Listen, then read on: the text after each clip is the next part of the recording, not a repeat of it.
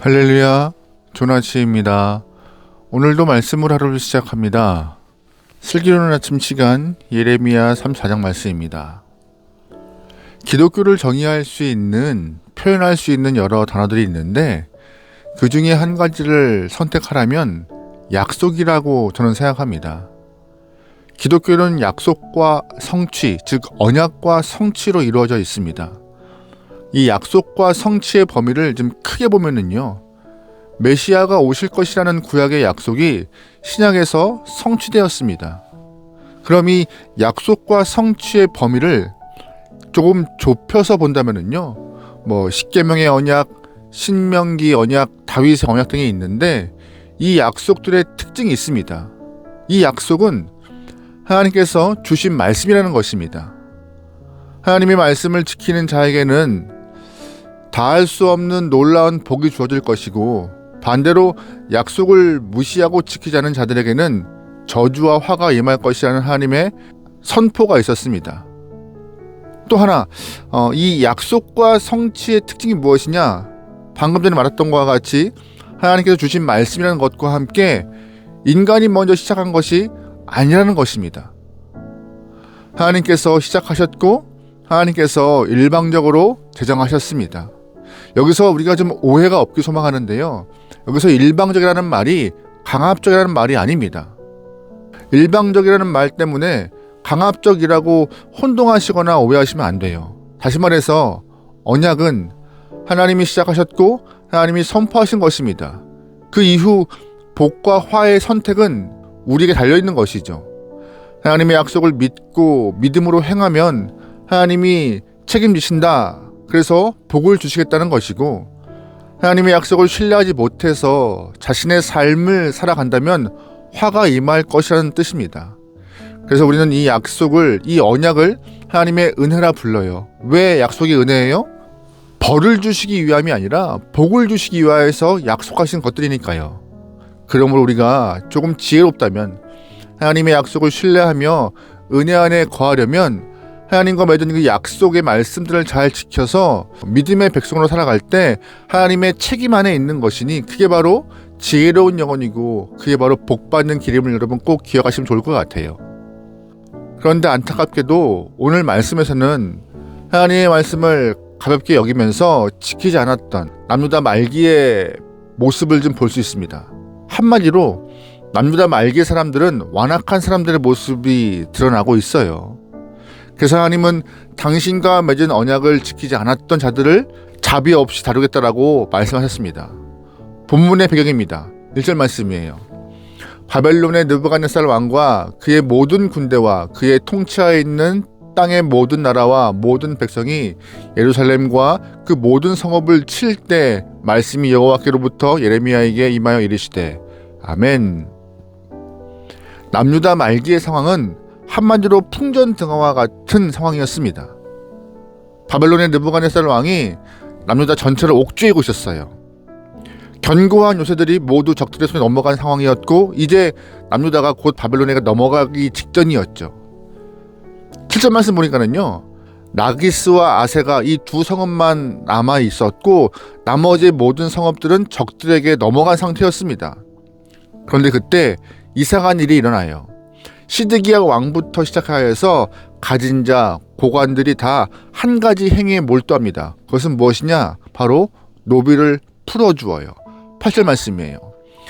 시드기야 왕이 예루살렘에 있는 모든 백성과 한 가지로 하나님 앞에서 계약을 맺고 자유를 선포한 후에 여호와께로부터 말씀이 예레미야에게 임하니라. 그 계약은 사람마다 각기 히브리 남녀 노비를 놓아 자유롭게 하고 그의 동족 유다인을 종으로 삼지 못하게 한 것이라. 이 계약에 가담한 고관들과 모든 백성이 각기 노비를 자유롭게 하고 다시는 종을 삼지 말라 함을 듣고 순복하여 놓았더니 아멘. 남유다 안에서 갑자기 노비 해방이 이루어진 거예요. 하나님 앞에서 계약을 맺고 있었대요. 누가? 이스라엘 사람들이. 이 계약의 근본은 무엇인가? 바로 출애굽기 21장에 보면은요, 동족을 노비 삼지 말라라는 말씀을 근거로 인하여서 남유다 말기에 왕을 시작해서 모든 사람들이 하나님과 계약 맺은 것입니다. 출애굽기 21장 말씀 보면은 부득이하게 노비를 삼았다 할지라도 오랜 시간 동안 종으로 부릴 수 없다라고 규정하면서 노비가 된 지 7일 되면은 조건 없이 해방해야 된다. 이것이 말씀이었습니다. 그런데 그 말씀을 오랜 시간 동안 지키고 있지 않았는데 갑자기 남유다 말기에, 그것도 풍전등화 같은 상황 가운데 하나님 앞에서 노예 해방, 노비 해방에 대해서 약속을 하게 된 것이죠. 얼핏 보면 좋은 일 같아 보이지만 상황상 남유다가 노비 해방을 할 리가 없는 상황이었거든요. 왜냐하면 노예 해방에 관련된 이 법조문, 이 말씀은요, 사문화가 된 지 오래되었고 노비를 자신의 재산과 같이 생각했기 때문에 이유 없이 재산을 포기할 일은 없잖아요. 그런데 갑자기 그것도 나라가 망하기 직전에 왕부터 시작하여서 백성들이 자신들이 부르던 노비를 다 해방시킨 일이 발생한 거예요. 우리는 여기서 노예 해방을 실시하는 사람들의 의도를 좀 의심해 봐야 합니다. 지금까지 하나님 말씀을 지키고 있지 않다가 갑자기 노비를 해방하는 데 무슨 의도가 있지 않을까 의심해 봐야 해요.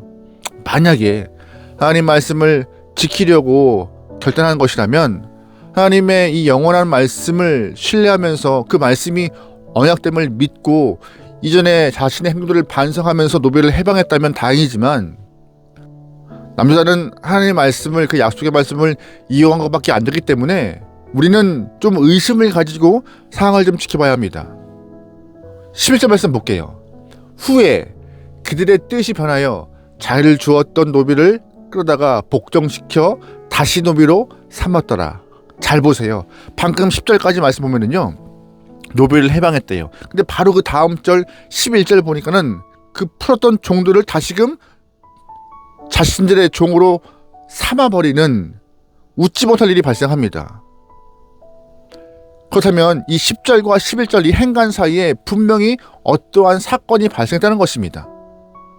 성경 안에서는 기록되어 있지 않았지만 역사 안에서 중요한 사건이 발생합니다. 그것이 바로 갈그미스 전투예요. 당시 바벨론의 최종 목적지는 남유다가 아니었습니다. 광대한 땅과 찬란한 문화를 가졌던 애굽, 즉 이집트가 목표였어요. 그러다 보니 바벨론은 애굽으로 진군하기 위하여서 중간에 있는 이 남유다를 당연히 지나가야 했고, 이왕 애굽을 향해 진군하는데 중간에 있는 이 통로와 같은 남유다를 그냥 지나가지 않고 점령하여서 더 큰 땅을 만들겠다는 의도가 있던 것이었습니다. 여러분, 우리 이쯤에서 한번 애굽의 입장에서 한번 생각해 보겠습니다. 애굽은 자신들의 앞에 있는 남유다가 무너지면 더 위험할 수밖에 없습니다. 그러다 보니 이 애굽도 앉아서 당할 수가 없는 상황인지라 애굽 왕이 먼저 바벨론 군사가 집결되어 있던 갈그미스로 대규모 병력을 파견합니다. 당연히 바벨론 입장에서도 애굽의 군대가 집결해 있는 것을 보고 가만히 있을 수는 없잖아요. 바벨론도 병력을 끌어모아서 갈그미스로 집결시키기 시작합니다. 그런데 이때 바벨론은 남유다에 배치되어 있던 군대까지 다 끌어서 갈그미스로 이동시켜버려요. 갈그미스에서 이제 애굽과 바벨론이 큰 전투가 벌어지죠. 그런데 문제는 바로 남유다 왕 시드기야 왕은 바벨론 군대가 사라지자 전쟁이 끝난 것으로 오해한 것이죠. 바벨론의 군대가 철군하는 걸 보면서 이제 뭐 노예 해방 안 지켜도 되겠네. 10절 말씀에서 내가 하나님과 약속했던 그 언약의 이야기들, 하나님의 말씀을 신뢰하여서 노예를 풀어준 것이 아니라 바벨론의 군대가 철군하는 것을 보고 그들은 노예 해방을 폐기한 것입니다. 그러니까 남유다가 노예를 해방시킨 이유가 뭐예요? 다른 것이 아니라 하나님의 약속의 말씀이 생각나서 지키려던 것이 아니라 바벨론의 위협으로 나라가 위험해지자 노비들을 풀어서 병력으로 바꿔버린 것입니다. 그러면서 말씀을 지키는 양 말씀을 이용해 먹은 것이죠. 그런데 시간이 조금 흘러서 갑자기 바벨론 군대가 사라지니까는 노비를 다시 종으로 삼아버리는, 말씀을 어겨버리는, 약속을 이행하지 않는 그런 악한 일을 행한 것입니다. 하나님의 말씀은 기록된 뜻이 있습니다. 의도가 있는 것인데 남유다는 평소에는 언약의 말씀을 신경도 안 쓰다가 갑자기 자신들의 입맛에 맞게 말씀을 해석하고 변경하는 모습도 발생해요. 게다가 때에 따라서 새롭게 하나님과 약속을 정해요. 방금 10절 말씀과 같이 노비를 풀어주겠다는 말씀도 해요. 언약을 통하여서. 근데 갑자기 그걸 거두어 버립니다. 약속을 마음대로 변경시켜버려요. 하나님은 이 남유다의 악한 이 모습을 가만두지 않겠다 하시는 것이에요.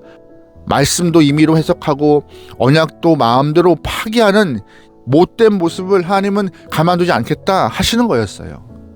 결국 갈그미스 전투에서 바벨론이 애굽에 승리하게 되죠. 이전보다 더 강한 바벨론 군대가 되어서 남유다를 삼키러 다가오고 있어요. 하나님은 당신과 맺은 약속을 변개하고 지키지 않는 남유다를 향하여서 진노하시며 이런 말씀하십니다. 10절 말씀입니다. 너희가 돌이켜 내 이름을 더럽히고 각기 놓아 그들의 마음대로 자유롭게 하였던 노비를 끌어다가 다시 너희에게 복종시켜 너희의 노비로 삼았도다. 그러므로 여호와께서 이와 같이 말씀하시니라. 너희가 나에게 순종하지 아니하고 각기 형제와 이웃에게 자유를 선포한 것을 실행하지 아니하였은즉 내가 너희를 대적하여 칼과 전염병과 기근에게 자유를 주리라. 여호와의 말씀이니라. 내가 너희를 세계 여러 나라 가운데 흩어지게 할 것이며. 아멘. 무슨 말이에요? 남유다가 말씀을 기억하면서 노비를 풀어주겠다는 언약을 접해서 세웠지만 그 언약을 지키지 않음을 통하여서 다시금 마음대로 상황을 바꿔버리는 그 모습에 하나님은 진노하신 것이죠. 그러면서 너희의 동족을 자유롭게 하지 않았으니 다시금 노비로 삼았으니 내가 칼과 전염병과 기근으로 너희에게 벌을 줄 것이다 라고 말씀하시는 거였어요. 아주 무서운 말씀입니다. 결국 말씀대로 남유다의 칼과 기근, 전염병이 자유롭게 되어서 온 천지를 다니면서 무서운 심판을 하게 돼요. 우리는 이 상황에서 우리의 모습을 좀 돌아봐야 합니다. 우리는 어떻게 주의 말씀을 대하고 있는가 스스로 반성해야 돼요. 필요와 상황에 따라서 주의 말씀을 나에게 맞게 해석하며 임의로 적용하고 있지 않은지요. 분명히 의도와 뜻이 있는 말씀인데도 불구하고 하나님의 의도와 뜻과 목적은 다 배제해버린 채 내가 말씀을 이용하여서 내 편의대로 말씀을 뺐다 꼈다 또한 더했다 하고 있지 않은지 한번 스스로 돌아봐야 합니다. 하나님의 말씀을, 이 언약의 말씀을 생명과 같이 붙들고 지키시길 바랍니다. 우리는 언약 백성입니다. 말씀을 잘 지키고 순종하면 살 길이 보여요. 그러기에 약속의 하나님을 신뢰하며 언약의 말씀을 붙들고 순종할 수 있는 지혜로운 영혼 되어서 하나님의 은혜 안에 거하길 소망합니다.